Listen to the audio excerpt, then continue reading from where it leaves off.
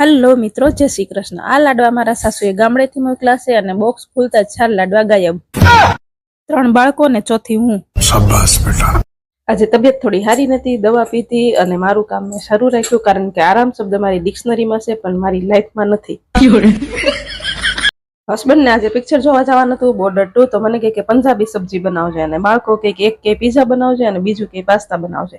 આખરે મેં ચા ભાખરી અને મગનું શાક બનાવી નાખ્યું।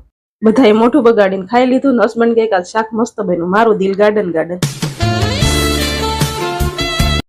હસબન્ડ કહે તું પિક્ચર જોવા આવે, તો મેં કીધું હું પિક્ચર જોવા આવે ને તો ઢબુ મારી આખી ટોકીઝમાં જમકુડી થઈને ફરે।